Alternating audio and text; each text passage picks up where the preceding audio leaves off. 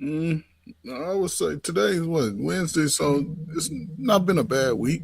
It's just staying focused on what I got to do with my wife. My wife, I don't know, she's getting older faster than me, but Mm, she's all right. Me, I just happy I get the chance to watch something that I love the most, and that's sports. yeah, So I try not to worry about myself right now. Yeah, especially in this, it's like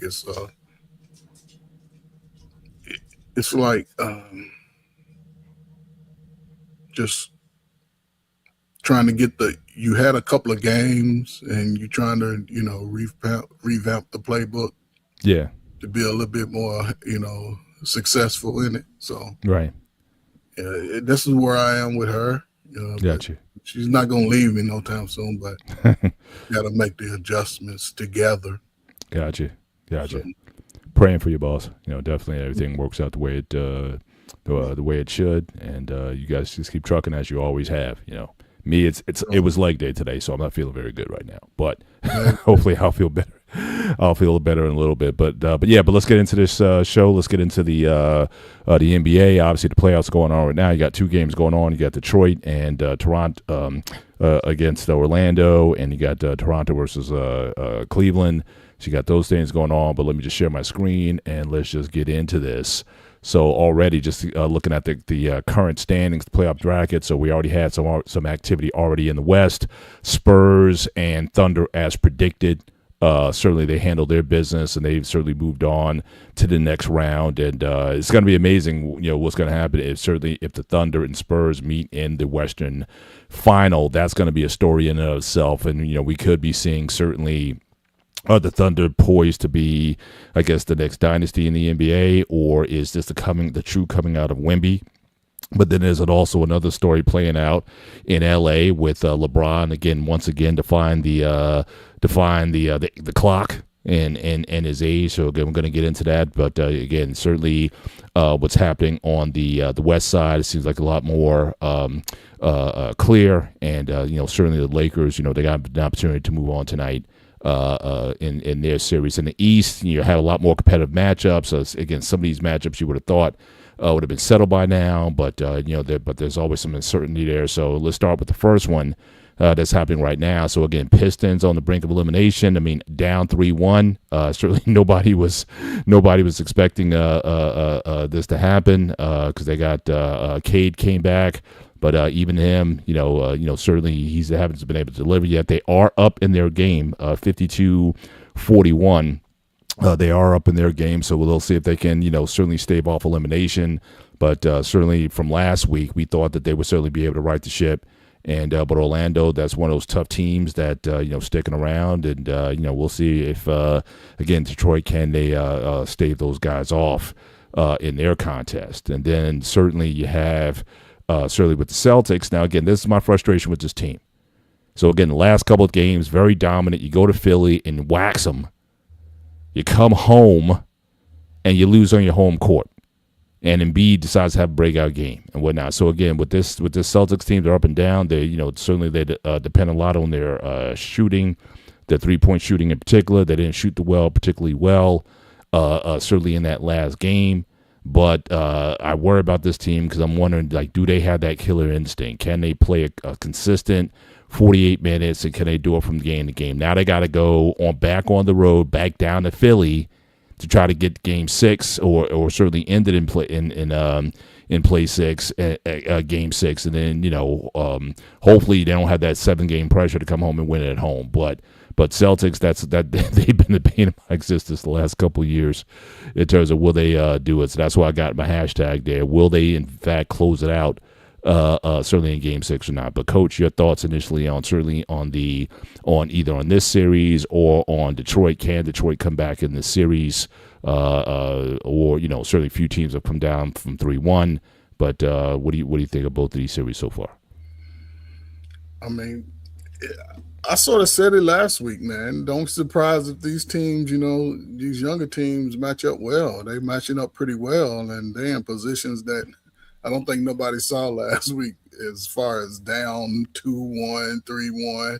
It's surprising. That's why I like the NBA now because It's going to be a little bit more diversity as far as especially in the East. I don't think you will see. To, I think Boston had their little run, but to say that you're going to see a dynasty in the East, it's going to be hard fetched over the next 3 to 5 years. The way I was saying teams mostly in the yeah. Well, most I was talking in about the East, OKC in the yeah, but yeah in the East. I'm West, not sure. Yeah, in the that I think West, it's gonna you'll be wide probably open. see year in year out for the next 3 to 5 years. OKC, San Antonio. Mhm. I see both teams being complete, um, and as long as they stay healthy, because we know who the engine runs through Shea and Victor. So as long as those two are healthy, and I think they'll always be one of the top teams in the West. I'll say this about the Lakers: very surprised that they're up in the position, but I didn't. I just didn't think Houston had enough fight in them. That's gonna be the key. They don't have enough fight. So we'll see, Well, man. that's going to be a question. All right, so when we're going to get to the Houston series, I'm going to ask you a question because you said that. I'm going to ask you a very pertinent question. When we get there. But what's up, Shoney? How you doing? What's up, What's up, fellas? man? It's good. And I do want to address Trey's fault. Yes, you're right. I'm the worst kind of fan yet. You're right. I live in the worst because again, it I function better that way. Being the most cynical fan, my favorite teams are the Steelers, the Celtics, and the Yankees. Got more championships than I got 50 championships. And I'm still every year they're like the bane. The Yankees have been the bane the last few years, haven't been able to get it done. Celtics should have had more championships than they are. And then I had 19 years of Mike Tomlin, one championship, no playoff wins in the last 7 years. So yeah, so this is what being with these teams. Maybe I need a new team. Maybe I need to just leave all these teams altogether. But yes, this is what being maybe call me a front runner if you want to. But this is the result of me being a fan of all these teams over the years. So yes, I admit it. I'm a terrible fan. I always want predict the worst. And yeah, I'm just that jaded guy like the Yinzers in Pittsburgh. I'm one of those guys. But at least I never hated on Tomlin though. But that's another. Yes, I know. I got 50 championships. I admit it. I admit it, man. Guilty as charged, sir. So what can I tell you? But Shorty, what's going on, man? But yeah, your thoughts so far on Detroit.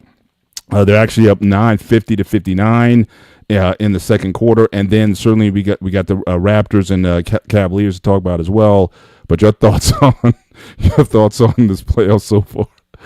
What you're seeing certainly in these two series. I'm worried about my Celtics, obviously, because they seem like they just cannot enjoy success for any extended period of time. Like I got to be in this state where I'm stressed out. But help me out, brother. What's going on?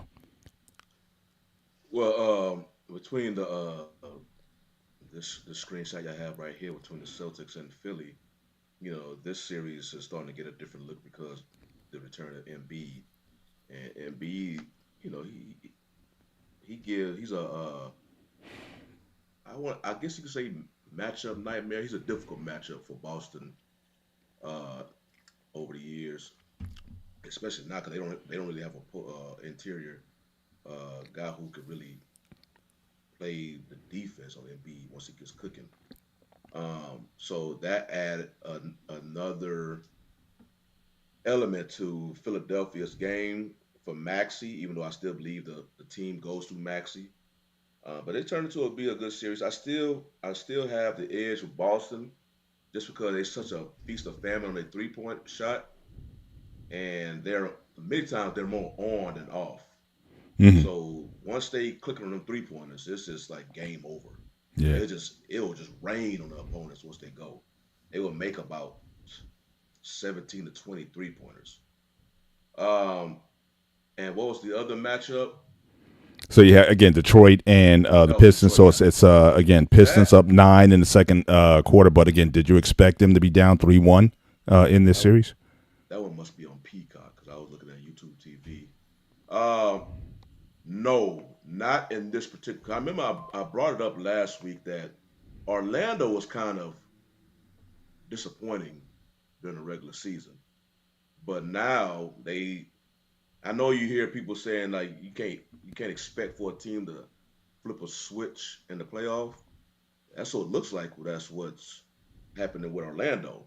Now, I must admit that I was watching that game when Jamal Kane he went over Durant. I was like, yeah, that was a nasty dunk when he got over Durant. But they are playing they are playing more physical than Detroit.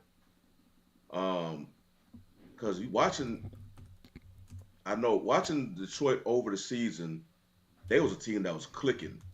And I brought it up last week. It's not like they fell off, but they wasn't the same poison when they lost Cunningham. They were still winning games without him.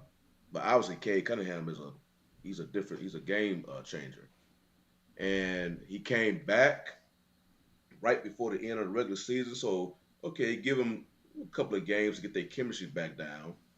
And but now that we're in the playoffs, their biggest thing is they just it's almost like it reminded me of when Detroit played the Lakers in the NBA Finals when they won. What's that?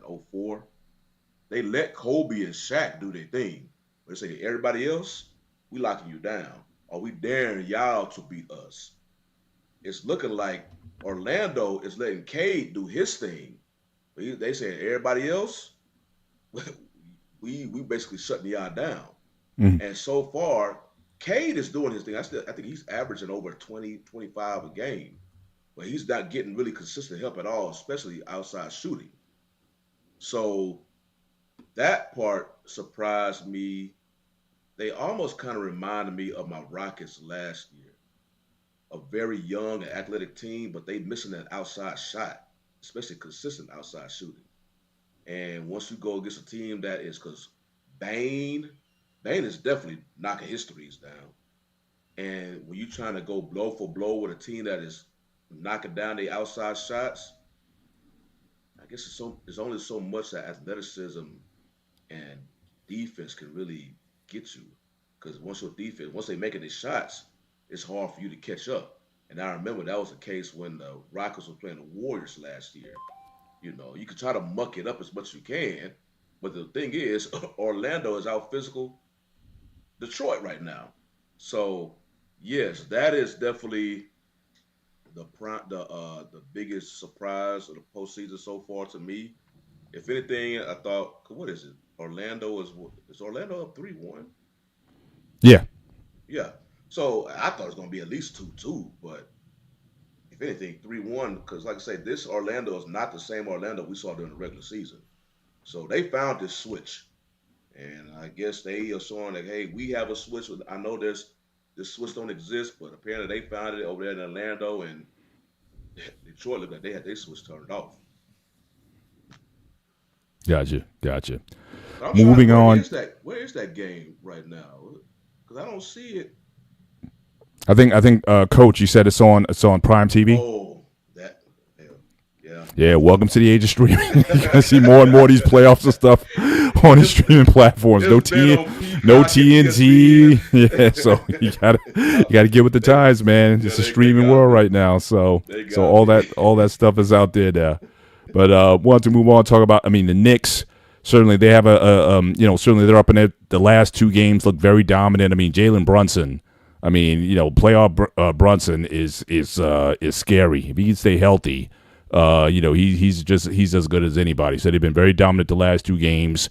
They're a game with, certainly tomorrow, but there's Hart is going to be questionable for that game. Game 6, we'll see if the Hawks can come back and win. But just in the last couple of games, they have not looked good at all. I definitely expect the Knicks to close out this in relative easy fashion. But what doesn't seem to be easy is certainly the next series with the Cavs. Now, Cavs, again, up 2-0. Shout out to the Raptors. They came back and were able to tie the series at 2. It is right now in the second quarter, 44-40 Cavaliers. So this is, certainly getting – actually, Raptors are up 46-44. So again, Harden's leading way, 14 points, 3 rebounds, 2 assists.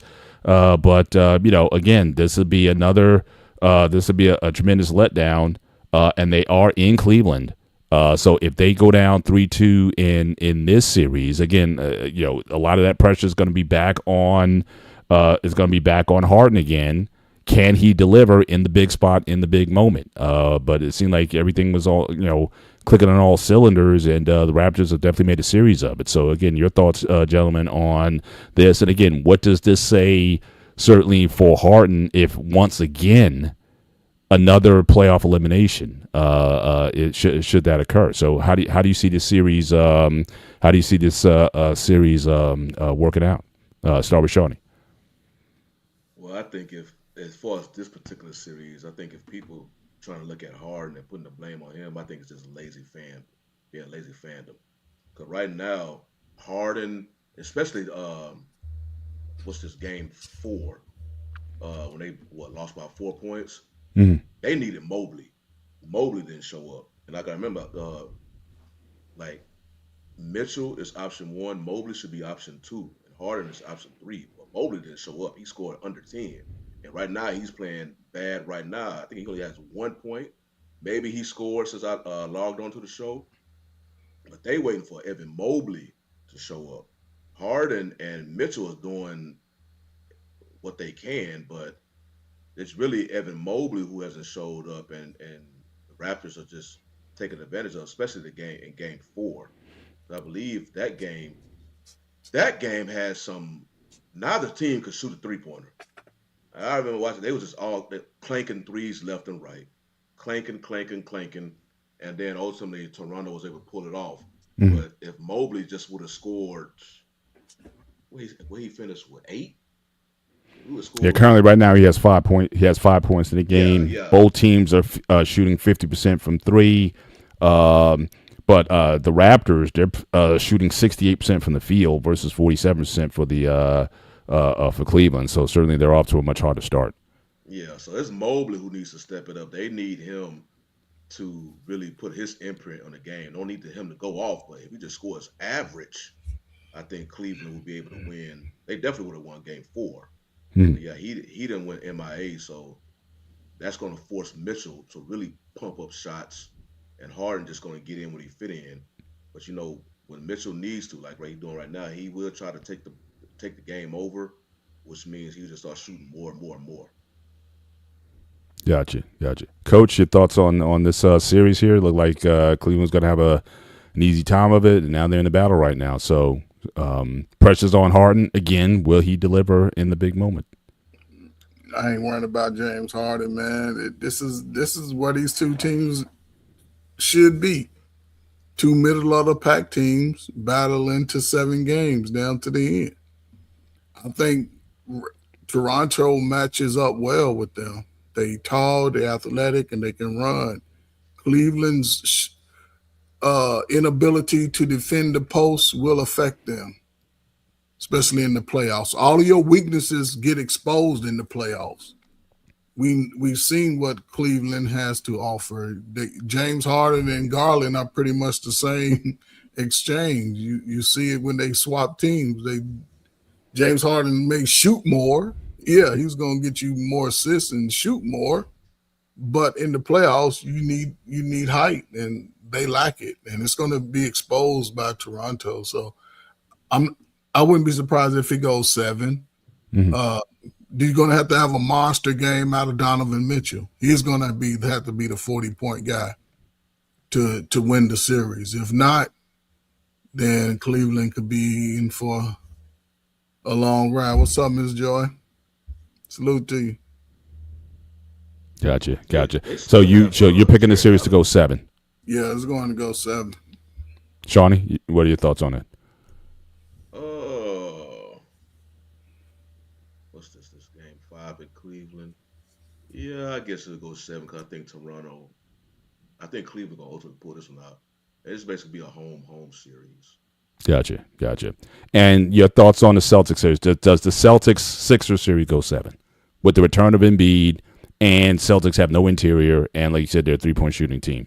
And their next game is in Philly, so Game 6 is in Philly. Is this going 7? You can be honest. Don't worry about me. You can be honest. It just adds to my agita and Trey's. That's That's 2-2, right? It's 3-2 Celtics. Again, they had a chance to close it out at home, Oh, that's right. That's got right. blown out, Now they going and back to Philly. now, like I said, now they're going down Game 6 in Philly. Yeah, I think Celtics will pull that off in 7 because I think that crowd going to be boosted. Well, no, I don't want to say that. I want to say the winner. Cause I think the winner of this game plays Cleveland and Toronto, and I want to say I forgot. I forgot, but I think Celtics could pull off in 7 just because they got that home court advantage. Mm. And I think at that time the crowd gonna be riled, and the role players, they shots just gonna start falling, and once they, like I say, once they start falling, they can just overwhelm you. But it can, if I don't know. I mean, I give Celtics the edge, but Embiid, if he can stay, you know, I don't think he's not 100% yet. So it's almost like he's kind of playing on a limited life. But if he can go to Game 7, it may be a hell of a Game 7, which basically Philadelphia will have a chance to win. I'm Mm. picking Boston, but Philly can have a chance to win, of course, if they win Game 6. Okay. All right. Well, my stress level will remain high until then. So I'll hold I'll hold judgment until then. But I just want to acknowledge super chat. I got Anton again. Shout out for the $5 super chat. TNT has the Stanley Cup playoffs. Trust me, you won't be disappointed. And then he hit us up with a $20 super chat. Always appreciate you. The only Canadian team that can make some noise in the postseason. The Raptors, Senators got swept by the Oilers 3-2 to the Ducks. You're giving your. I was gonna try to make a spot for you towards the end of the show to make your hockey determination. So again, I may pull you in for a minute if you're patient, but you would like. I need to get my I need to get my points in now because I don't know if I'll be able to make them later. But again, we appreciate the super chat. And thank you for being certainly with us tonight. Certainly, let's move over to the West. Certainly, again, much more definitive. I mean, OKC is looking like OKC. Kind of easy work. Certainly over Phoenix. And the only thing I appreciate about this picture is, again, the guy used to play with Memphis. Now he's with the Phoenix, and I can't have that guy lose again. I cannot stand that guy. Guy tries to play like a bully or whatever, but he's really not. So I can't stand Brooks. I can't stand Brooks. So anytime he loses, as much as he's run his mouth over the years, again, the more the better. So I can't stand him. That's who you want on your team. He's no different from Draymond Green. You got to show up. But see, Draymond shows up in a big moment. He does not. He shrinks. He talks a whole lot, but where is he when it counts? So he be trying to do. He need to just rebound and play D, not get out there and shoot jumpers and act like he play within his role. That's the only difference. Mm. It was one game. He was the main offense. Let me see, but I talk about it once I get to him. Okay. Now you can go ahead. Like I said, we don't have a whole lot to. There's not a whole lot to. Yeah, I mean, Thunder clearly the better team here, so there's not a whole lot to write home about here. So, but I just wanted to note it. But if you got something to say on it, go ahead. Well, Dillon Brooks, as far as Phoenix, has been their most consistent player that whole series.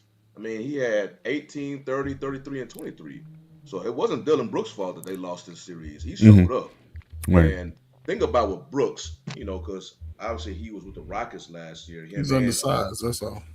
Jalen Green, and they was part of the trade to send KD along with some other draft picks the Rockets had to trade for to get Durant to bring home.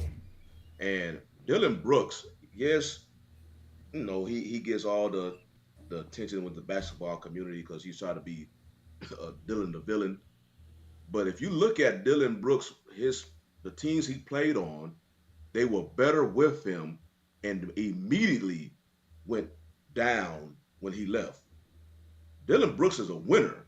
Well, as far as his play galvanizes his team. Now transfer that over to the Rockets, to the player he was traded for, Kevin Durant. Kevin Durant, right now I know he's hurt because he's missed. I don't even know if it's going to be. I don't know if they officially ruled him out for tonight.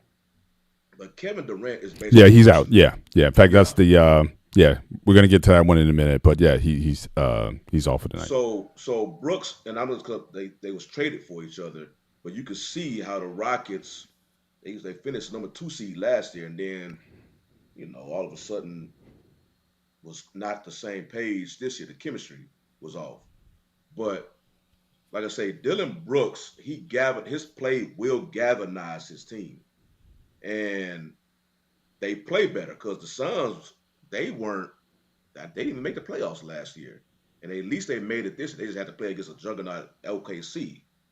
But like I say, he was in the Rockets last year. They have a 2 seed. Now Kevin Durant, the player he was traded for, is a mercenary, meaning you basically you put Kevin Durant on your roster, that's 25, 30 points right there from KD. You know that. But KD doesn't make his team better. He's a mercenary. That's exactly why when Golden State was already a chemistry team. And you kid KD, I'm a mercenary. Just input me and I get buckets. So that's exactly what he did. It made them into a juggernaut. Well, you have to have a culture and whatnot if you're going to install KD. Because you've seen this with KD in this last, teams beside when he left Golden State. They were not. It's not like he didn't have them playing this super high level basketball. KD got his, but it seemed like everybody else was kind of.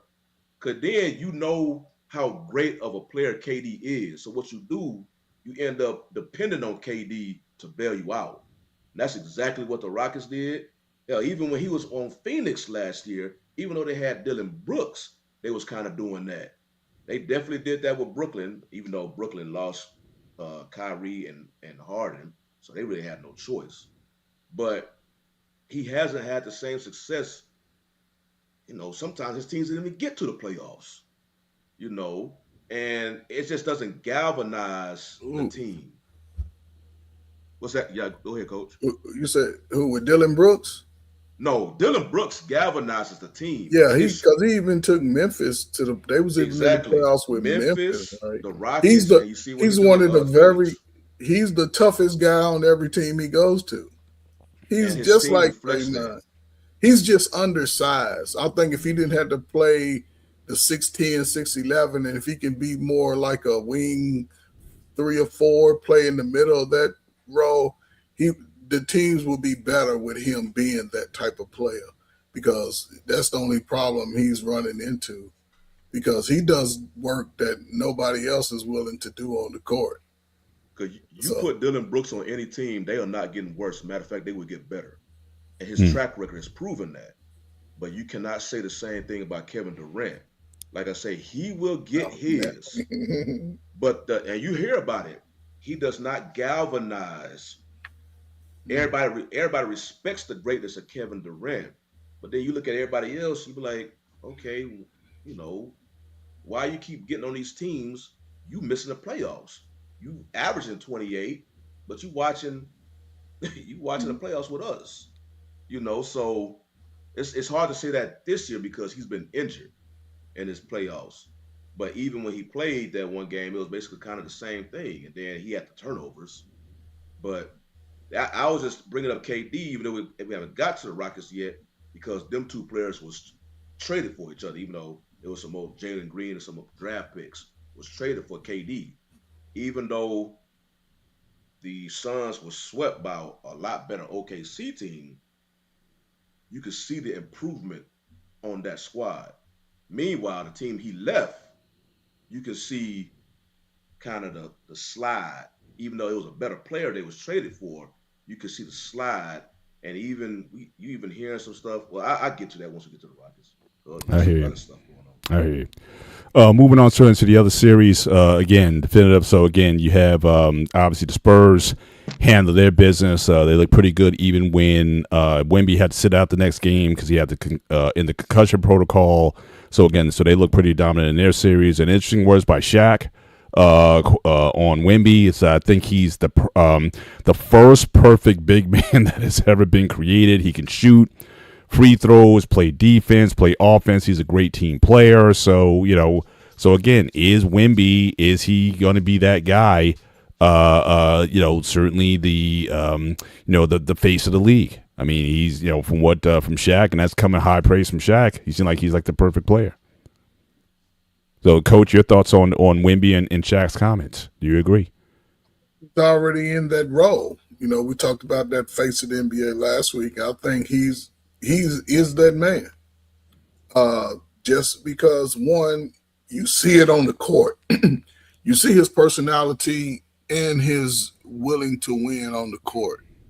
He's one of those players. He embraces that type of environment. Plus, you never seen a 7 foot 4 or 5 anybody shooting threes, doing all kinds of crazy dunks, dribbling the ball behind his back. It's a phenom. And you see the difference in him and Shaq. Shaq was down low, power ball, you know, not a good work ethic, bad free throw shooting. Then you see the complete opposite of arguably one of the tallest players that ever to play in the NBA. So I think those praise are warranted, and Shaq can see it. I think Tim Duncan and David Robinson are witnessing it firsthand, being former Spurs and seeing it day in and day out. And if he stays healthy, I think when his career is over, he'll be probably one of the most impactful players in the history.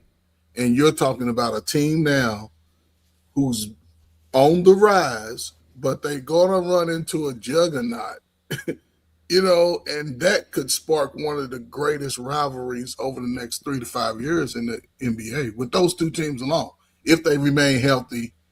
And who can? I don't see really what they need in the draft. I think they'll just take whatever's available. But you know, I think when it's all said and done, the things that he can do on the court would probably one of the greatest exhibition of big man basketball that you'll see. So, Mm-hmm.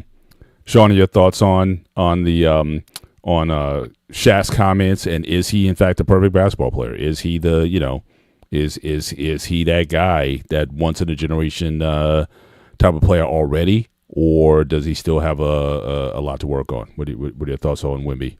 No, Wimby already proven he's a once in a generation player. I mean, his impact on the court is immediate.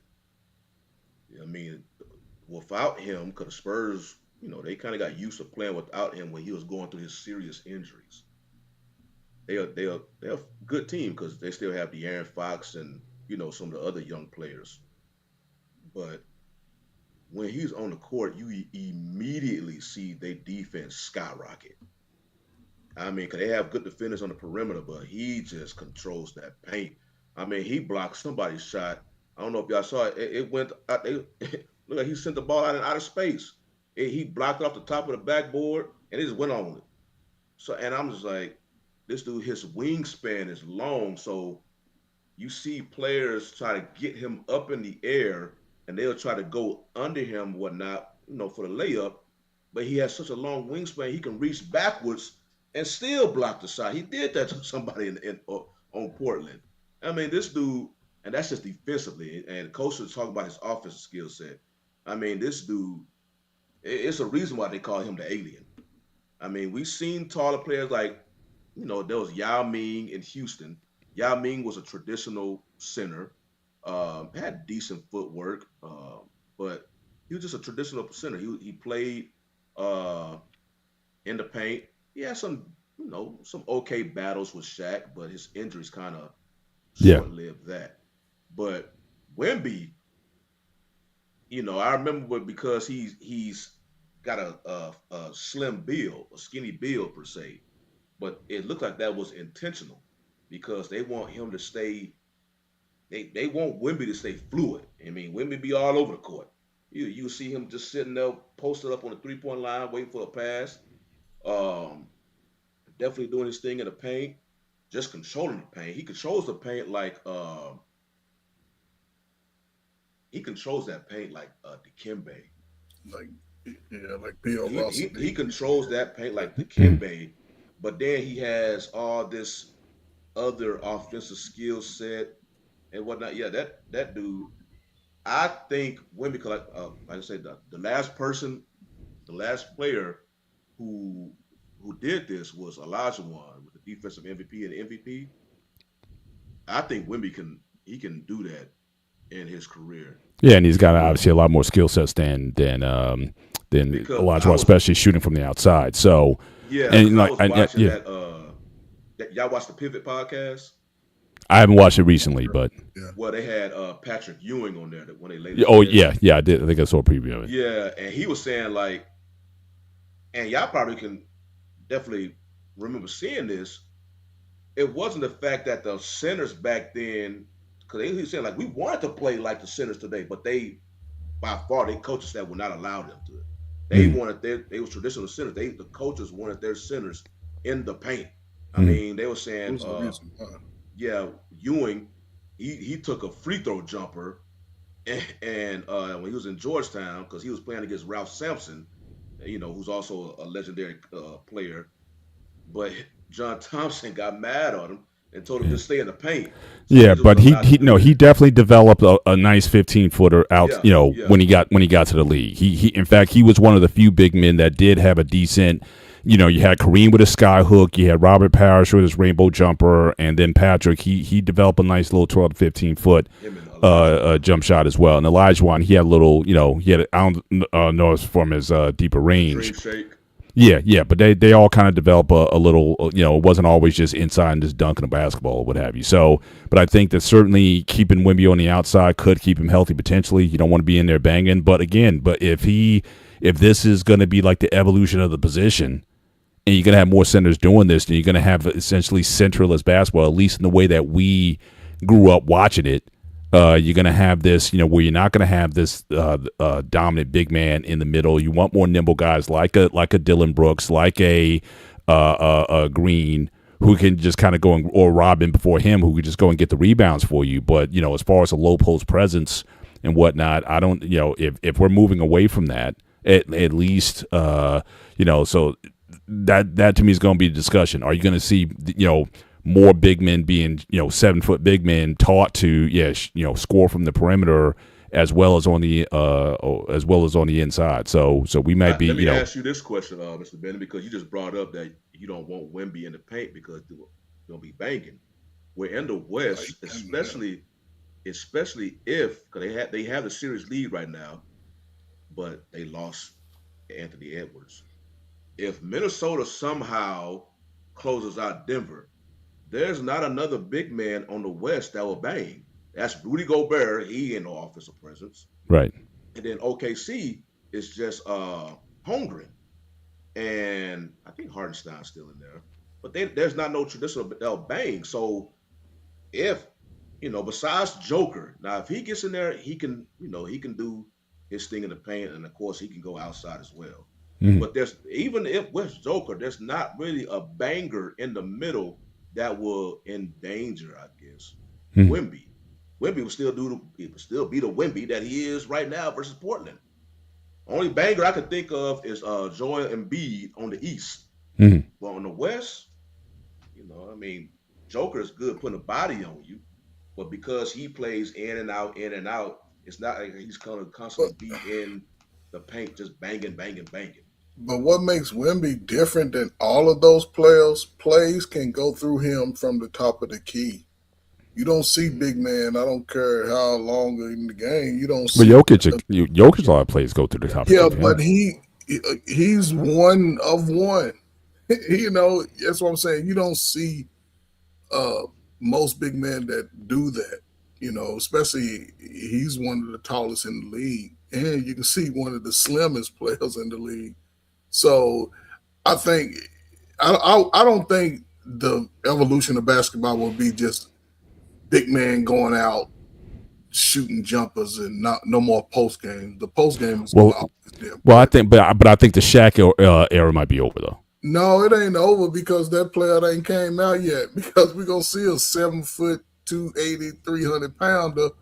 That's where he gonna have to be because he ain't gonna have the I don't. agility to be. You have to have agility to dribble. even though Joker looks awkward, he can dribble the ball. Mm-hmm. And you have to be able to dribble the ball more than one or two dribbles to make those type of plays. You don't see Mm-hmm. that from a lot of big men. That's hard to do because shorter players can definitely reach in and take the Right, ball. but I just think that the game is going to demand more players to have more than what Shaq had. Shaq was such a dominant, just like Wilt Chamberlain before him, and Shaq was mostly effective within 5 feet of the basket. I think that the way these guys are getting coached up now, you're going to have to come out, and you're pulling more guys out from the paint than inside it. So that's what I'm saying. I don't think guys are trying to groom unless the guy's just a freak. He's 7'5" and 350 or whatever, and that's all his game is. Yeah, someone will try to maximize that. But as far as how guys are getting coached now, you're seeing with the European players, they're getting a lot more skilled at the big man position. So I just don't think that that type of player. I don't think they're going to be coaching to that, or like the game as it evolves, it weeds out certain body types. And the big lumbering guy, and especially if you're going to be like Shaq, as you said earlier, didn't have a good work ethic or habits or whatever, that won't cut it. In this game, you'll be sitting the bench more times than not if you're not going to be dedicated to the game. And we even see this with Zion now. I mean, his issue's always been his weight problems. So again, I think they're going to want this sort of leaner body type that can kind of go fluid up and down the court. And that big guy who just takes up all the air in the middle. I don't know if the game itself is wanting that type of player in the game anymore. So that at least that's the way I'm seeing it at the moment. You don't see it at the moment. It'll never get completely out because not every player is going to fit that mold. Even though what I'm saying, that's the thing. Not we seeing it now in this span, but not every player is going to fit that. Can shoot from long range, make the great pass as a big man. So that's why I get what you're saying, but I still would see the NBA having those type of players. You 6'9", 200, 275, you might not be able to dribble that good. You ain't gonna be no LeBron James dribble, so you're gonna bang the body down low. Even if it's at a power forward position. Similar. Centers and power forwards, they're interchangeable, but even most power forwards are gonna still be in that mid-range, top of the key, 12-foot, not just And we'll see. We'll see. Got another $10 super chat. And this is for you, Coach. Coach Furr's background picture makes him look like he played either hockey or lacrosse. Take a good hit, dish out some serious punishment, and for hockey, be allowed to play without a helmet. That is a fierce picture there. You fighting off all of the tigers, the bears, the gorillas. Oh my! So it's like you are the king of the jungle, sir. What can I tell you? But shout out to the AI work, coming out with that picture. But let's move. Was that? No, I just say AI all day, man. Yeah. You're gonna have to show me some of that sometime. But speaking of again Nuggets fourth game 6. Now again, what we didn't get a chance to, because I think the game was on the night the last time we were on. So again, there was a play at the end of the game. So it definitely looked like Minnesota was going to win the game. And I guess last couple seconds in the game, McDaniels, he goes down and makes a basket. Jokic just charges down and gets in his face, but no suspension, which I'm all about. Look, I'm about that 80s Celtics Detroit Pistons ball. So look, I'm not a fan of take guys out the game, but I thought that was very petty. Not just the play, but I mean Jokic's response. So I'm like, look, I don't want to suspend you, and I'm glad that they didn't, but I'm like, come on. I mean, it's I didn't understand that at all. But were you guys surprised at that there wasn't a more severe penalty because of that? And just what did you think overall? And obviously, Nuggets, it certainly inspired him. He balled it in game 5. Now they're going to a game 6. And I think you were saying something earlier about Ant-Man not being available, or Shawnee? He got that sprained knee. He's out. Yeah, so it's I guess that definitely sparked one way or another. But what were your thoughts, Coach, on the I guess the end of that game and just that play? It just seemed petty. I mean, the game was over, but I didn't understand the response. I've never seen, even in the 80s era, I never saw a response like that. Yeah, but it's two responses, right? because just out of respect, when you have the confirmed win, you don't shoot the last shot, right? However, you're talking about a young team with most of the. I think Rudy Gobert is probably the oldest player on the team, and he goes to shoot the shot. I can see Joker being upset, but the way he did it would have gone to the tech by anybody else. He actually intentionally ran over to the guy to confront him, which is a foul. And that's why I don't think they called any, fouls on anybody, even when you see him sort of yank Jokic up, like, man, back up.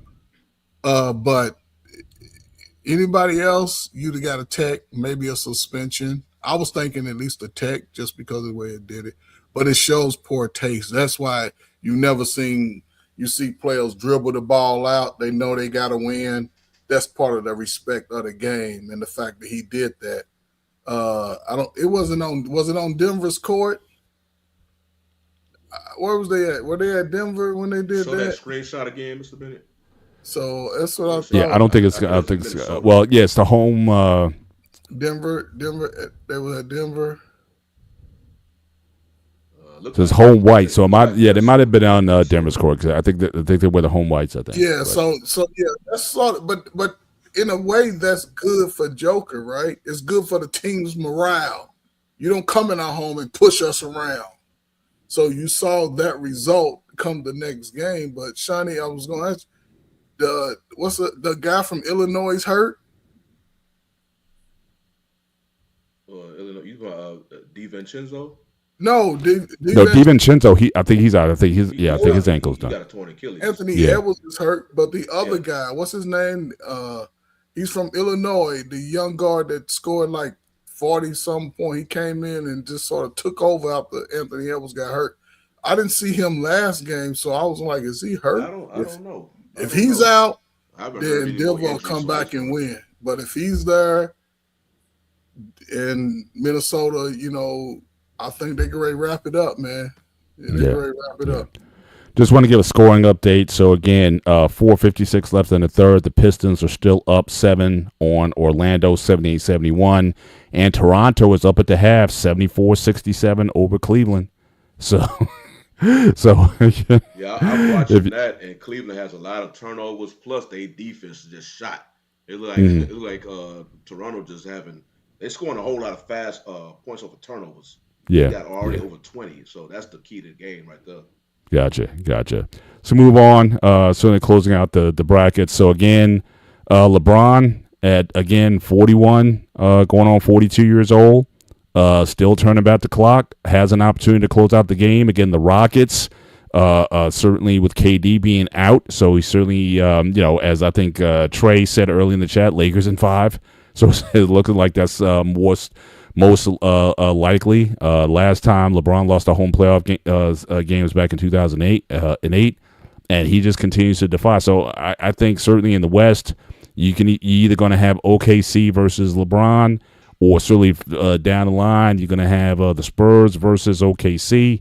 So again, it's a great story either way. But I'm just thinking for LeBron to be doing this at this age, is he amazes every time he plays. And if by chance he gets the Lakers into the finals, by chance, I know people want to say the discussion's done. Jordan's the GOAT and all these other accolades and whatnot. But LeBron is almost like in his own category. If he's able to pull this off, beat the defending champions, and or if he needs to beat Wemby to get there. So I just want to see how this story plays out. But certainly for a guy who wasn't even picked for the All-Star game this year, the guy is still balling at a very high level, and this team is playing very well. So, but the question I did want to ask before I certainly acknowledge the super chats. What about Udoka in Houston? Now, Sean, you might be closer to this because they've kind of underperformed. I mean, the Game 3 loss was almost unforgivable. You're up 5, I think, with like not even 20 seconds left in the It game. was up 6 with like 26 seconds, 25 Yeah, seconds left. and you find a way to lose that game at home. Is Udoka, could he be in trouble certainly after the season, should they lose? Because he was supposed to be, dominant coach or whatever. But that to me, that I put that to coaching. I mean, I know he chewed out his team at the end of the game, but what's the vibe out of Houston in terms of Udoka and his status with the team after this loss? Well, Houston fans, they heard you heard talk. They want to point the finger of blame, especially after that embarrassing loss. Yeah, you can always point a finger at coaching, but the players got to take accountability in some way. And I think it was Tari Eason who, for whatever reason, you are every NBA player know, especially in the coach said, you do not foul a 3-point shooter and put him on the line for 3 free throws. He did it. Okay, they were still up by three. Reed Shepard gets the ball from inbound out of bounds. And what I'm noticing about Reed, he will dribble and I guess he be thinking that he loses the defender when the defender is behind him. And I noticed this several times during that game. They just reach around and poke the ball from behind.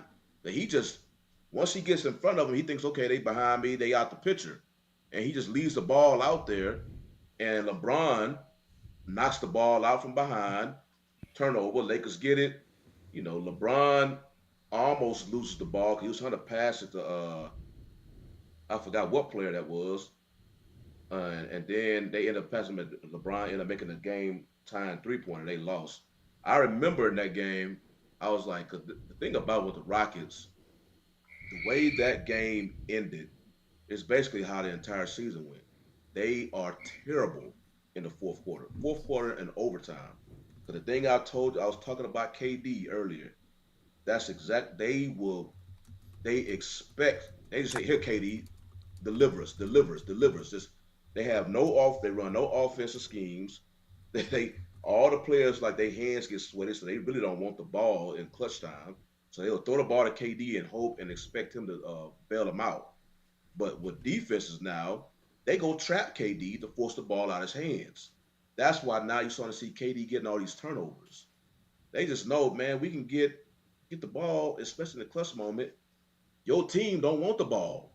So that's why if you've been watching the Rockets all season, no matter who the opponent, the playoffs or teams that's not even in the playoffs right now, they will just if the game is close, they will find a way to lose because they have no obviously they have no point guard. So that has been their nemesis all season. And I guess the main thing about with Rockets and the fan base, they are pissed off at both Udoka and the front office because you came into the season before the season started. You already lost your point guard. Then you want to do an experiment with Amen Thompson and sometimes Reed Shepard on them sharing the responsibilities as being your point guard. Okay, run an experiment first part of the season. Then you saw saying that stuff was failing. It was not he was not getting good results. And then the trade deadline came, and we're like, okay, y'all gonna have to do something because we seeing now multiple occasions this team is having trouble at the end of games due to a lack of point guard. And then you let the trade deadline go and you do absolutely nothing. You have never addressed this issue the whole entire season. So now into the postseason, now I guess the national audience is seeing the exact same thing going on right now. That's why the main reason why the Rockets will find themselves in a 0-3 hole before finally winning game 4. And they just have no offense right now, no, and just lack of, shot makers. Because I still believe the Rockets are the better team, but they obviously Hmm. not playing like it. Because if you have So KD that's and that's a KD that's an and indictment of the Sengun, coach, though. You just said that right there. That's well, the kiss of death well, right there. They're the well, no, better I team, put but it. they're not playing like it. That is a Well, direct indictment of Udoka. Sengun, the first 2 games, his shot was not falling at all. He's an all star. His every shot he made, it was just bouncing off the rim, bouncing off the rim, bouncing off the rim. And then of course KD, he only played 1 game. He's been hurt. And a man Thompson has definitely been the bright spot. But yeah, it's just Yeah, Udoka is catching flack, but I already know he's not going to go anywhere because they already have a built-in excuse for him. They had no point guard. So they gonna put all the pressure on Fred VanVleet when he comes back next year, and then expects. Now the thing in Houston right now, they already entertaining, and you seeing like the local, I guess beat writers or whoever, they already entertaining trading KD because he only has one Yeah, more year left on his contract. yeah, get him up through, get him up Yeah, out of so they trying to say because right now they so strapped for cash. That's another problem. there. That's their fault. It is. It is. So this they find themselves in a pickle right now, and right now they're already looking at, trading. What happens if we trade KD? What pieces can we bring back from him, and all of that. So yeah, Nothing. right now it's going to be an ugly off season with them, especially if this. They lucky they won that one, so they can't have being swept. They would have And if I they would took, have got swept. Oh, y'all would have seen all type of stories that light up ESPN about the Rockets. I Yeah. said, Yeah, coach, your thoughts? Is he safe? I mean, this he be out the door. I mean, Sean, you just ran him under the bus. So I mean, yeah, you just said the most he, vile thing you can say about a coach. Like I Have the say, better he's team, safe. but He has a under built-in not. excuse. listen, man, listen. It ain't got nothing to do with the coach, man. The Rockets, they ain't as good as they appeared to be during the regular season. KD is a liability at this point in his career. He's not going to give you the defense. You're looking at one of the oldest player in the league. They showing off on the Rockets, and again, at this point, KD's a liability. They're 25 points. Yeah, sound good, but that's about all he gonna give you. He's a And mercenary. now that he's hurt, it would be a good idea to let him to just become a journeyman. They ain't gonna get too much out of for him as they would last year, 2 years ago. Hmm. You see it with the results. But again, man, I think LA is playing inspired ball. Um, and now this is the time LeBron can give it his all. I would love to see if they win this series, how they're going to mesh together going against OKC. I don't see the, you know what I'm saying? But the Rockets, they look young and old at the same time. Hmm. And KD's injury, But where's the yeah? But I see certainly with KD and even with Harden, and I would hate to say that basically KD is taking the Harden route here. But it's like, where's that? I guess that sense of urgency that LeBron, that inspiration like the LeBron is playing with to close out. If this is you towards the end of your career, you only got a few more bites at this apple. And LeBron, he seemed like he's just laying it all out there, but trying to get back to another final. but LeBron has always inspired the league over the last 20 years. He He, has, but I'm just saying, but these KD's guys, not that they're guy. He's not that guy. He's gonna give you his little 25, maybe one steal every two mhm, games, four rebounds, two, three assists. That's it. In the mhm. playoffs, those are weaknesses because teams get a chance to watch film on you and study you and know they're gonna play you, more than one time in a short period of time. So they understand that. You start putting pressure on players, you know what I'm saying? And it just gets exposed. It's unfortunate that KD's hurt. Um, I would like. Apparently he's hurt enough to not be in the games, but LeBron, he's a different type of motivator. He's been doing that, so you'll Yeah. see the Well, difference. that might be another aspect of the game when he goes. Who's going to be that face? Who's going to be that guy? Face of I it. yeah, but NBA, but want to acknowledge again our title sponsor for the night. I got Anton again. And this is why playoff hockey is better than basketball. Basketball players get hurt, they're sitting out. Hockey players get hurt, they're still playing. NBA players, pain is your friend. Embrace embrace the suck. And Charlie Mike pause. I don't know what you meant by that, but we thank you. So we appreciate the $50 super chat tonight. So he's just been chomping at the bit to get at us with the comments there on hockey. But yeah, but I certainly NBA is certainly a different game. But let's get through this. We got about a half hour left in the show. Again, I got to start prepping for Toulouse. So we're going to close out on the NBA. So we're talking certainly what's being proposed now, and another anti-taking measure is being proposed by the league. Again, a 3-2-1 lottery system where basically the guys at the bottom get fewer balls essentially in the in the lottery. So again, if you're a lower bottom three team, you only get 2 balls, whereas the teams 4 to 10 get 10 balls. Certainly the play-in seeds 9 and 10 receive 2, and the 7 and 8 losers get 1. So I guess in this way they're trying to incentivize not trying to tank and get to the number 1 pick by losing games. So again, I know they've tried different things before. So again, increasing the odds that a higher seeded team or a team with better records get more opportunities to draft players. Another bite at the apple for the NBA. Coach, do you think this will work? What do you think of this idea? I think one, you're seeing that the NBA is desperate need of more money. And also, I'm expecting, Anton, you might as well put another $50 super chat in, because you can say this is why the NHL is better than the NBA, because they don't have these anti-tanking things like they do in the NBA. But go ahead, Coach. I mean, the NBA gonna keep trying stuff. It's just part of the game. You know what I'm saying? Players, I'll say shorten the season to 60 games and just, let them just go 60. I say 65. They, you know what I'm saying? Now they're down to 16. This shorten the season and be like, if you want to be in the MVP, you play every game.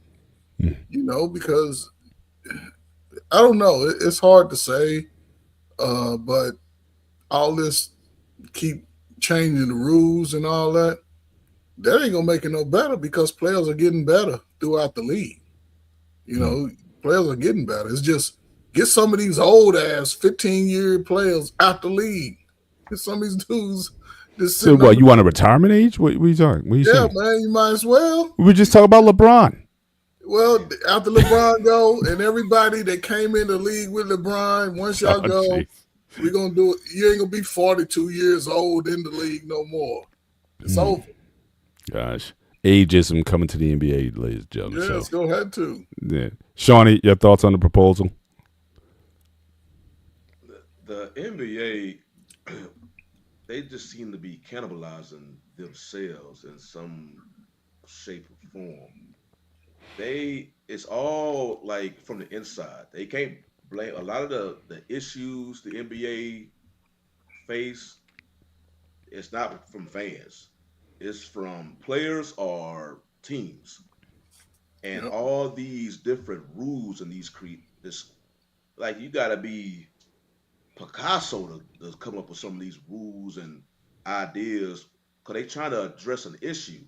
It's always trying to address an issue, and I really just think I guess they're thankful to have somebody like Silver who at least is trying to come up with solutions because I mean think about it, you got the NBA, they have the issue of right now tanking. Um, they have the issue with players not really taking regular season serious. So they trying to that's when they created the NBA Cup to uh, inspire the players to play during the season. That's why they have the hey, play this much amount of games if you're trying to win a postseason award or whatnot, which is gonna increase your can significantly increase your pay. Um, they have the what's the sitting out games like the players not playing games. Um, we talked about it during the All Star. They had the All Star game, lack of intensity going on, which they had to create this last uh USA versus the world in this 3 game tournament or whatnot. They have to put together.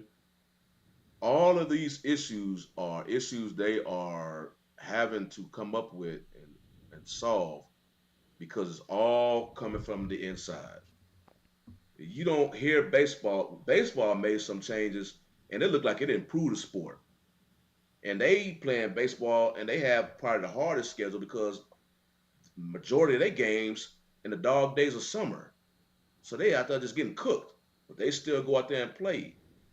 You got football, of course. They play and they be playing hurt. And if they miss games, it is because they are just too hurt to play, or like they are quarterback position, they are just just too valuable for the team to just put them out there recklessly. So in hockey, I mean, Anton, he talks about all the time how hockey players can play hurt and whatnot, but they clearly don't have the issue with their players are not playing. But the NBA, they making money obviously because you got all these streaming deals and whatnot, and their contracts are just getting high. But they constantly you hearing like all these issues they're trying to address.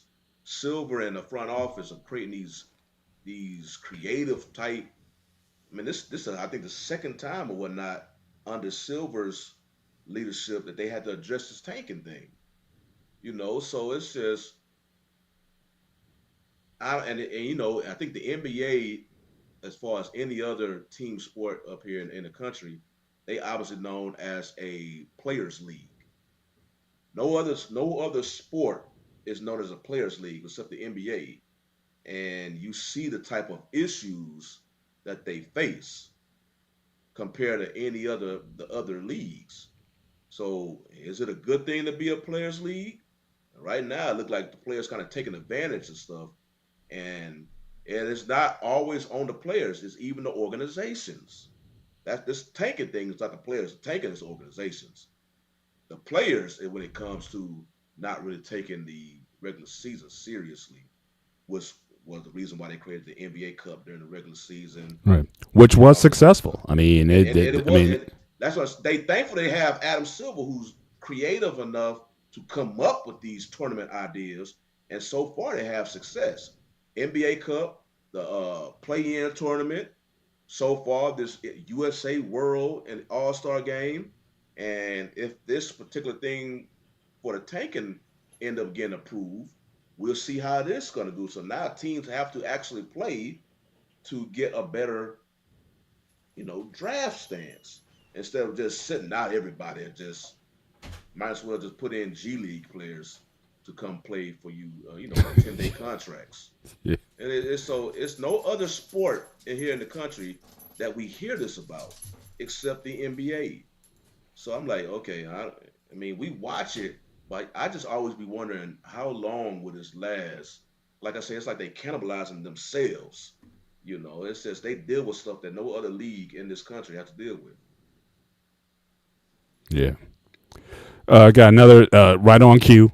Got another $10 super chat from Anton. The NBA should take a page from the NHL. The No, eliminated that's a team with the most points at the end of the regular season wins the number one pick. As for shortening the schedule, it's bad for business. Certainly kudos on yeah. professional women's hockey league. Okay, my bad. Don't we don't talk about that too much. But again, thank you for bringing that to my attention. Gonna switch gears. Spent a lot of most of the show certainly on the NBA and whatnot. We got about 20 minutes left in the show, so I want to go hop over to the NFL. So obviously we had the NFL draft, very successful in Pittsburgh. They set the attendance record. Over 800,000 people came through the draft weekend. So again, very successful in Pittsburgh. But there was a little bit of a kerfuffle that happened. Certainly in the opening round. So basically you had the Steelers. They wanted Mekhi Lemon. Apparently they were on the phone with Mekhi Lemon saying that they were going to drive that. This is around, I guess it was pick 19. They had pick 21. Dallas was picking 20. And so they were basically calling Lemon to say, look, we're about to draft you. And Eagles, Howie Roseman comes in, talks to Jerry, and makes, I think they trade 2 fourth-round picks to Dallas to move up from 23 to 20 and nab the pick right under the Steelers' noses. Um, and certainly our GM Omar, he got blasted for not picking up the phone after he made that call to Lemon to say, "Look, anything that the Eagles give you, we will match." And they wind up losing out on Makai Lemon. The Eagles get better, and certainly there's always the Trey Brennan AB is going to New England, so they're going to need a wide receiver. And Makai, he was rated very highly, and what the surprise was is that he fell in there. The Steelers, because all the talk leading up was that they were going to actually trade up in the first round to get Lemon if he was around 13, 14 mark. The fact that he fell to where they almost had him, shrewd move by Howie Roseman, and caught our GM nabbing a little bit. Didn't make sure that he nabbed it, but then folks talked to Jerry Jones afterwards and said, "Look, if I eliminate trading all the teams I want to beat, I wouldn't have anybody to trade with." So again, this is you basically helped out your division rival get a potential replacement for Brown.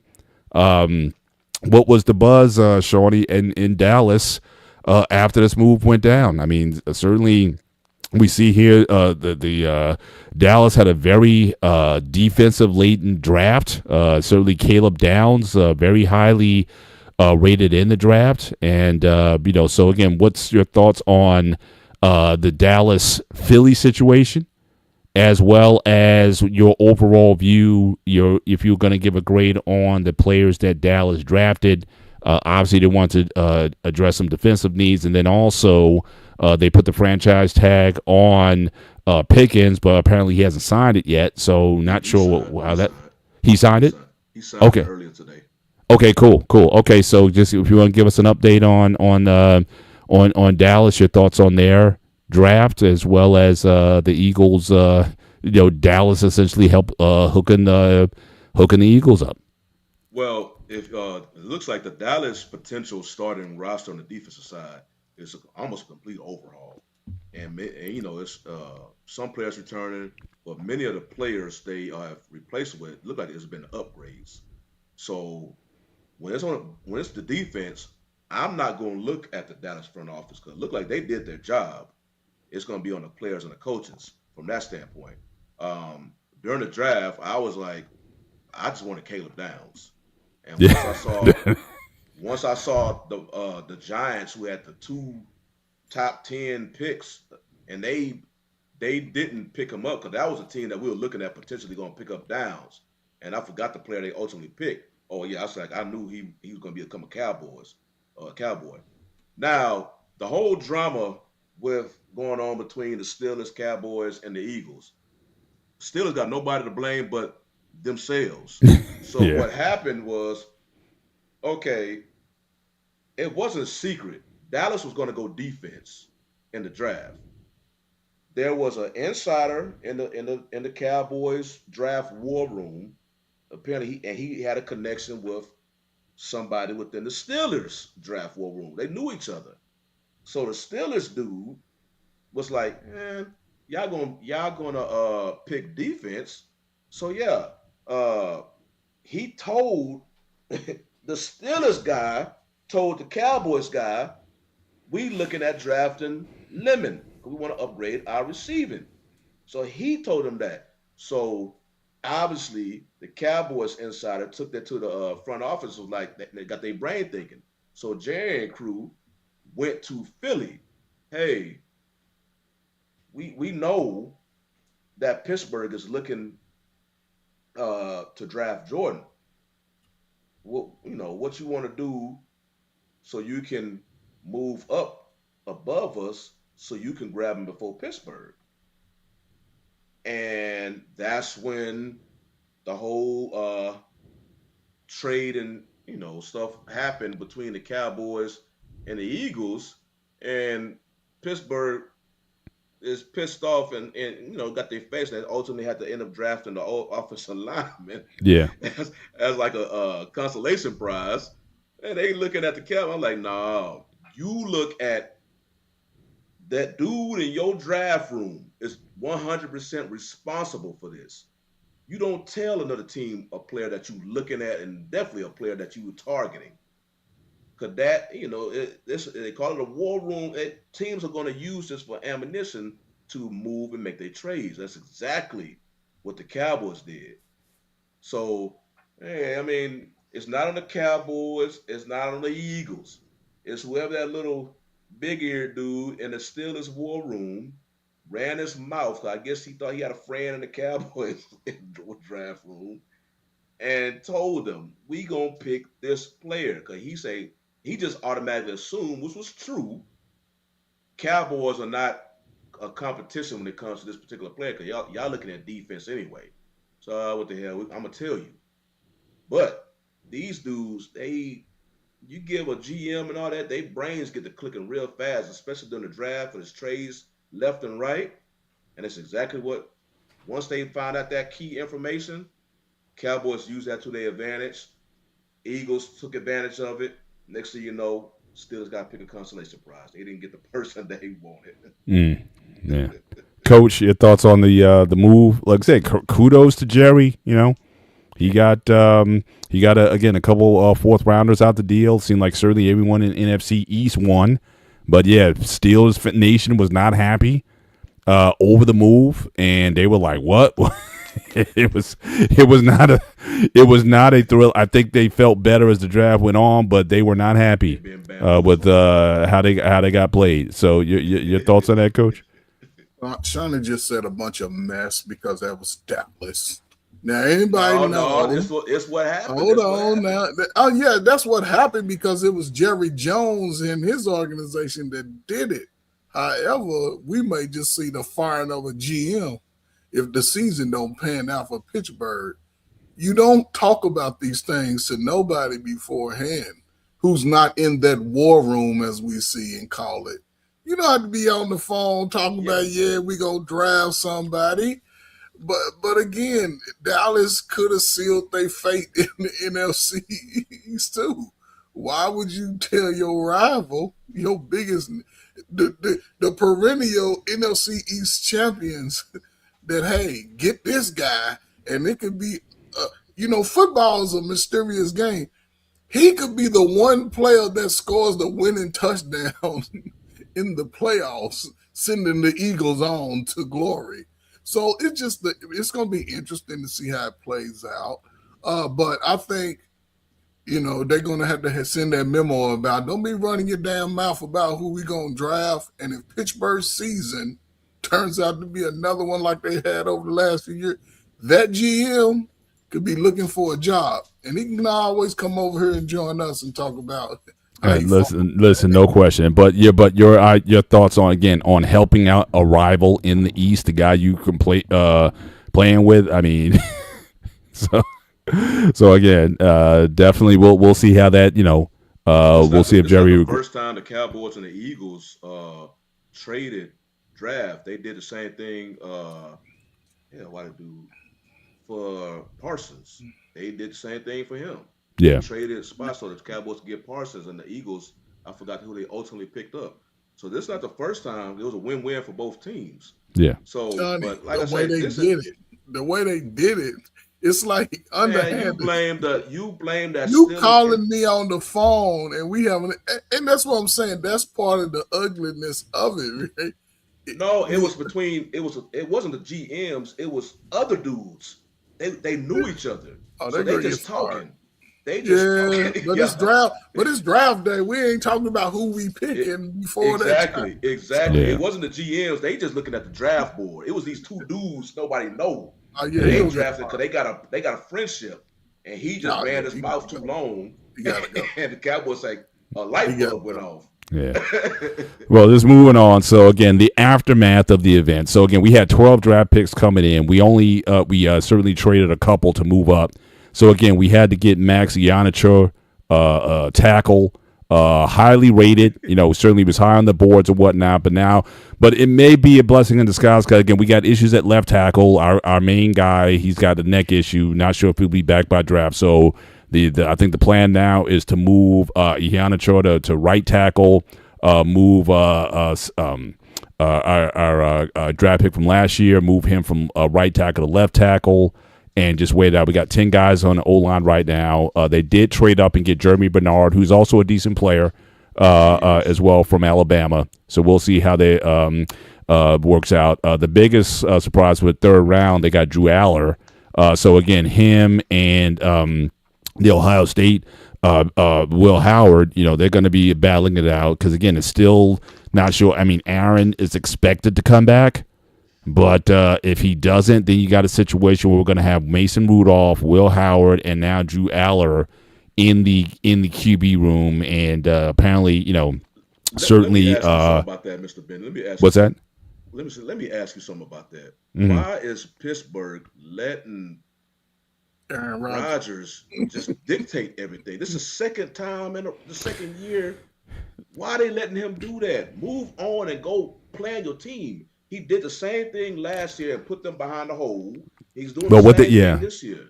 I listen. I agree, but what they did do, they did sign. I guess it was a PFA agreement where basically he can only sign with the Steelers. If he does go to another team, they get a compensatory fourth round draft pick if he signs with somebody else. And I think the deal is for $15 million. But look, obviously Tomlin loved him last year, and I don't think certainly compared to the Jets, I don't think he waited out that long when he came to the Steelers last year. He knows McCarthy, so that really, I guess McCarthy's banking on that relationship. But again, you never know what Rodgers is going to do.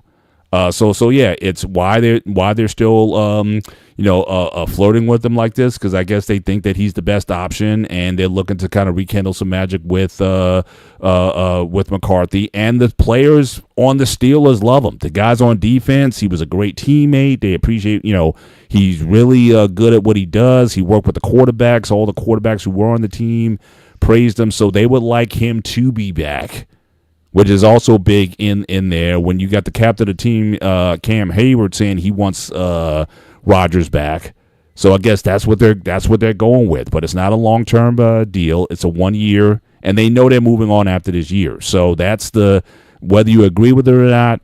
That's the logic in the room. The only thing I'll say on this, certainly the highlight of the draft, certainly is the last day, the 7th round pick. Eli Heidenreich with Navy. He's a Pittsburgh native, so when he came out, even Goodell was there in the 7th round to welcome him to the team. So people were really happy about that. So I think people are feeling after that first night, I think some of the pain has subsided, and people are a lot more optimistic in the room. But yeah, that was people weren't being very happy about that. And I don't know if Trey's still on, but I wanted to acknowledge that he feels that his Washington team got the best player in the draft, Sonny Styles, and he is a freak. I mean, Sonny Styles is a different breed. I mean, the guy is his measurables are off the charts. Wasn't and the he first could floor players, like 3 of the first floor players, Ohio State, something like that? Yeah. Now it's a factory, either wide receiver, at linebacker, or safety. So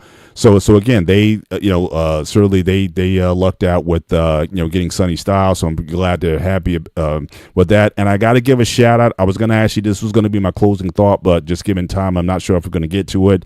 Congrats to my guy Ethan Kaliakmanis,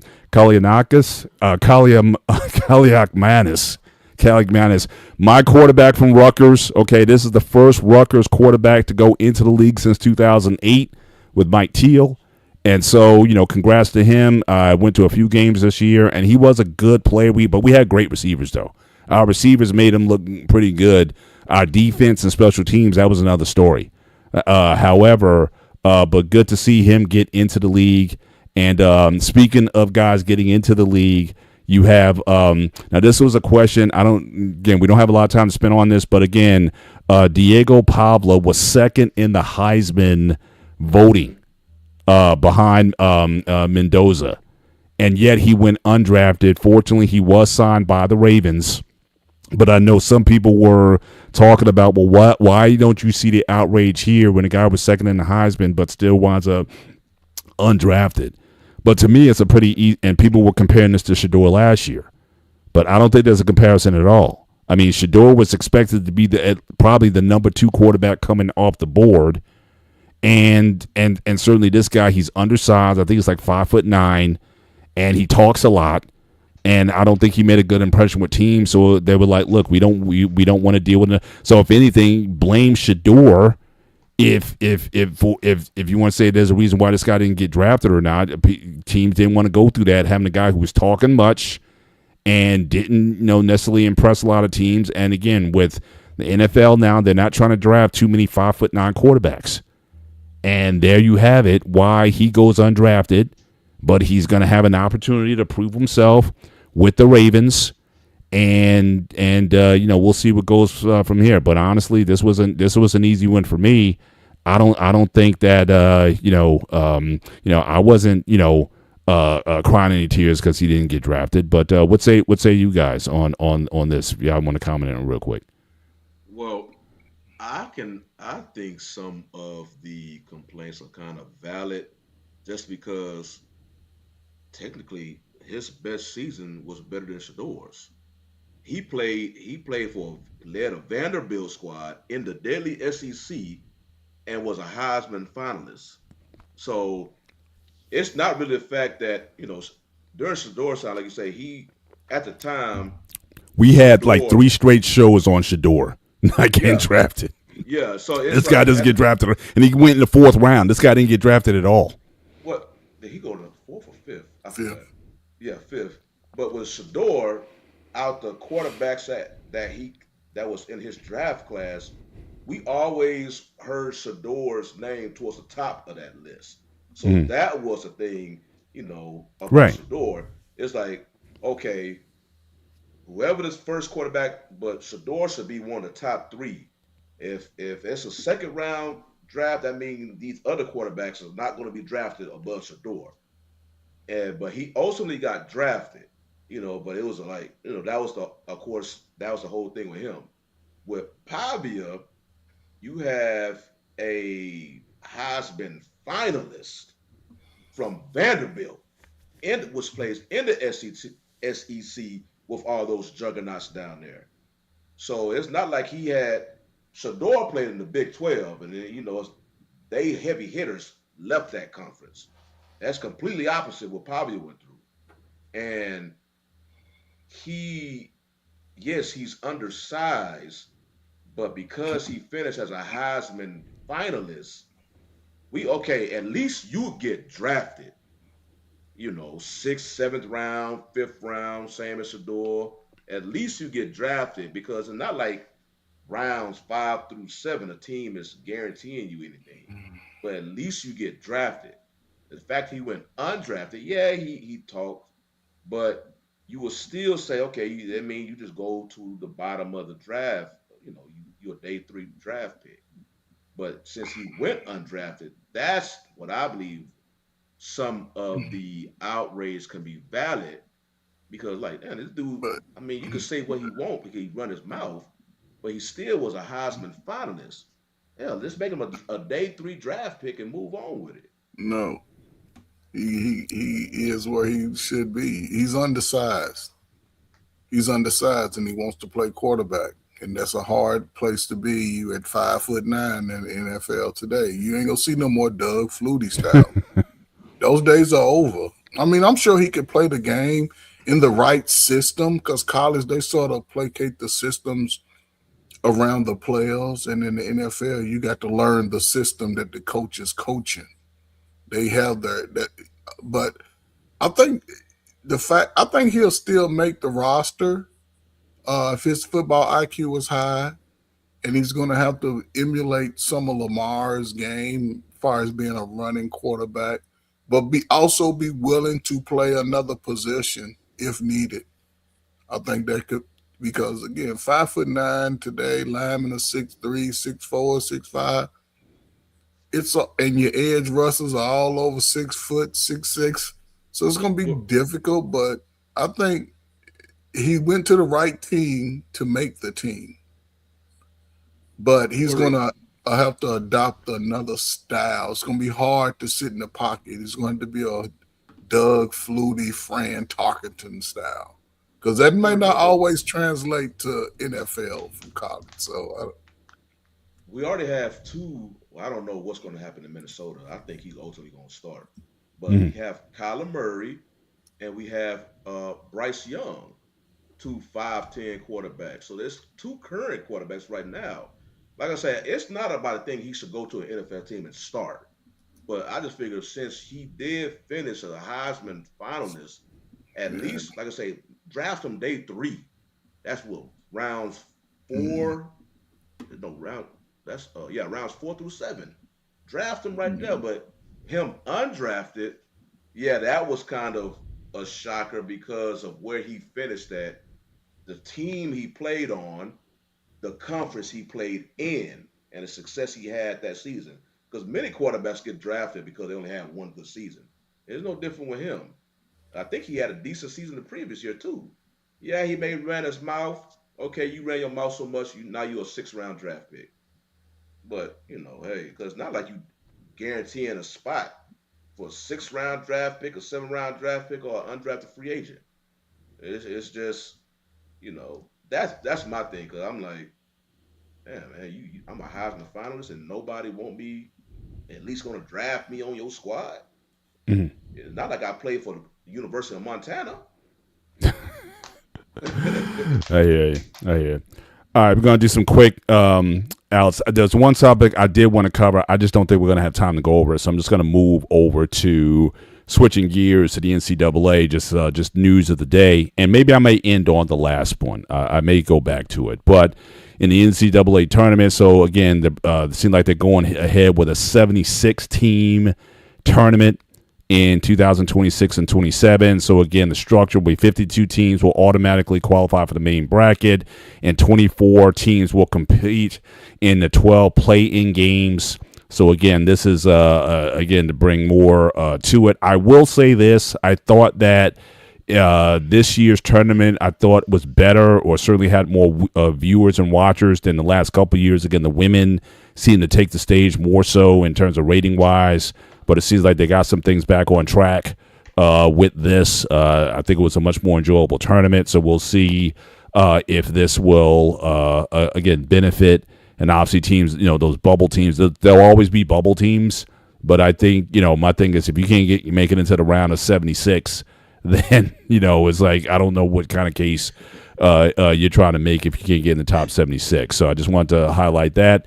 Another bit of news that I didn't cover last week. Speaking again of on the women's game. So I just want to say we didn't get a chance to talk about this last week because of time. Congratulations to again Ozzie Fudd, the number 1 draft pick, going to the to Dallas, your team, and she'll be making a record-setting $500,000 in her first season. And also congrats to, again, Kelsey Mitchell, who has now, I think, the largest contract, I think, in WNBA history. $7 million salary cap now is $7 million in 2006. Just over $1.5 million the last season. So there's more money available to the game. And maybe a lot of these women now, they don't have to necessarily go and play in Russia and all these other countries where, especially with these crazy world that we're in, hopefully it'll keep a lot of these women home. And they don't have to necessarily go out and, risk playing overseas, just given the chaos in the world right now. But again, congrats to Fudd, and also for the women getting more money into the WNBA game. And certainly, congrats to Mitchell being the first $1 million player. More news here. This VU, Anton, again, thank you so much for being our title sponsor tonight. As it stands tonight, this is the current standings in the NHL playoffs. So again, some series are already over. So again, Colorado and Carolina advanced. I think Philly. I think they're either advanced over Pittsburgh or they're about to advance over Pittsburgh. So again, the Stanley Cup certainly moves on. So I didn't get a chance to bring you in for a spot. But I figured because you are the title sponsor tonight, I definitely at least wanted to give you and show you what the current state of the playoffs are.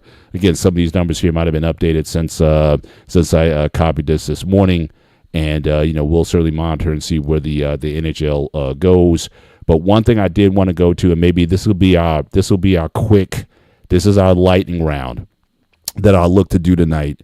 And hopefully we can have a little bit of fun with this. But again, you got to think fast. Okay, so again, we don't have a lot of time here. We're just going to go an up or down vote, a yes or no. We can hash this out in another show.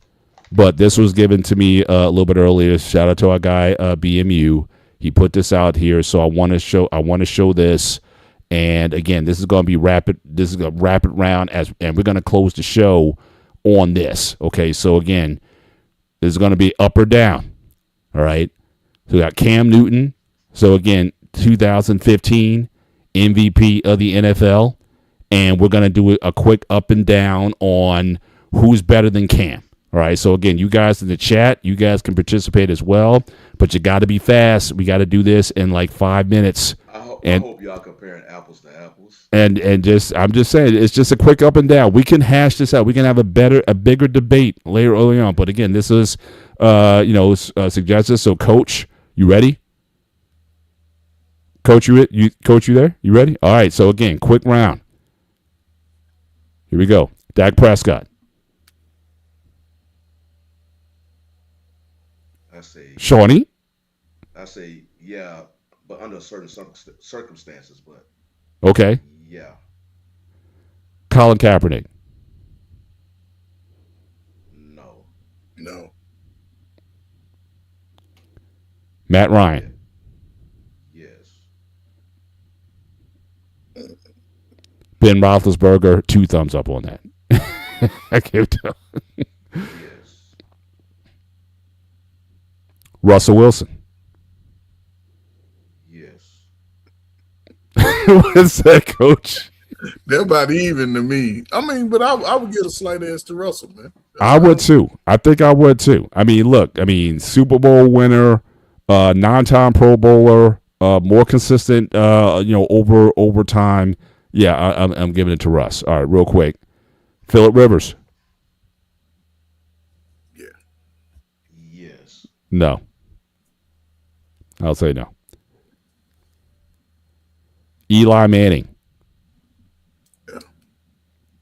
I know he's got the 2 rings. I know that, but skill set, put it away. If you don't trade up position, I'm picking Campbell with Manning. I say no. No. I go Okay. Cam. Okay. Cam. I'm stretching it, but I'm going Cam.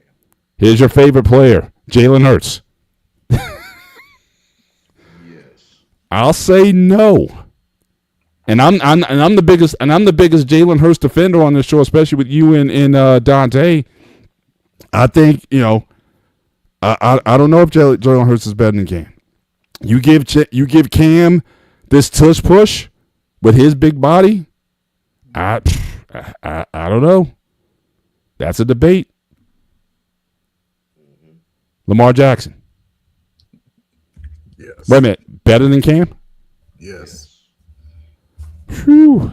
Can my man get to the Super Bowl first? All right. I'm just saying. But Michael Vick? Yes. No. All right. I don't know. What are we counting? The full body of work? Are we just as like I said, it's lighting around. We can debate these, whatever. But again, BMU sent me this earlier, and it was just like guys are just like it was like an up and down vote. It's like we're not spending because we can debate each one of these guys for hours. It's just a quick up and down, just your gut feel. You want to bring in career achievements, play, all that kind of stuff. Again, better than Cam. And again, we can do a part 2 to this. We can hash this up next week and kind of go into a little bit more. We got other ones similar to it that we can also talk about as well. I think I got one more. Tony Romo. No. Shorty thinking about it. Yeah. I know what I'm thinking. I know what my judgment scale is looking at right now. I know a lot of people with Cam going to point at that Super Bowl and that MVP season, but I'm looking at everything else. Mm-hmm. So that's probably the hardest one. Actually, both Cowboys quarterbacks versus Cam is the hardest one. I've been still going back and forth in my head about Dak, but it's something in my head. That's why I'm picking yes on both of them. But I guess if we talk about this next week, I'll go over that next week. All right, so we'll give you guys a preview of this. So next week we can hash this up again. We're gonna have plenty of downtime next week, so we can kind of hash this out now with the draft is over. This will be our NFL segment. We can kind of go over this again and again, invite more of the crowd to be part of the conversation. But this is what we're going to be going over next week, better than Cam. And we can do this with a few players. We can have this kind of quick, I like the lightning round, and then we kind of come back and discuss it and kind of go over it. But really come down to the end of the show. But again, I want to certainly thank everybody who hopped on to the show tonight. Again, I got Anton. Thank you so much for the super chats to the channel and whatnot. Certainly, is greatly appreciated on the show. Again, sorry I couldn't get you on for a hockey segment, but but certainly hopefully we can find a slice. But again, certainly stay tuned to the Black Money Unfiltered Network, because in about 15 minutes, our guy Tarus is coming up after us for his show. And so certainly stay on the show and tune in for that. And but any closing thoughts, gentlemen, real quick before we get out of here tonight? Shawnee, any closings on your end, real quick? Quick score update: Detroit pulled off. Yep. Their game, and Cleveland is up 108-103. Yeah, that's going down to the wire. So stay tuned again. Certainly the scoreboard is moving as we speak. But Coach, any final thoughts for you before we get out of here? Man, listen, man, the NBA's winding down, man. I think we're going to see some great series, in the next few weeks, man. Teams are still battling, man. So, yeah, just don't be too hard on your teams, man. Hopefully they pull one. I'm trying, man. Celtics are making it hard for me, man. They're making it hard. What can I tell you, man? I'm stressed. I know we didn't expect the Rockets to be in this position, but, man, it seemed like yeah, we'll see if Udoka has a job next week. So again, tune in for that too. I'll be waiting. But certainly for myself, Mr. Bennett, for Shawnee, for the coach, our guy Dante, taking care of business. Again, congrats to you and your family for everything that's going on. And hopefully you'll be able to be part of the conversation next week. But for everyone who decided to be with us tonight, again, make sure you hit the like button before you leave tonight. But for all of us, thank you for being part of this. We'll see you next week. Take care. God bless. And we will see you next time. Good night. So.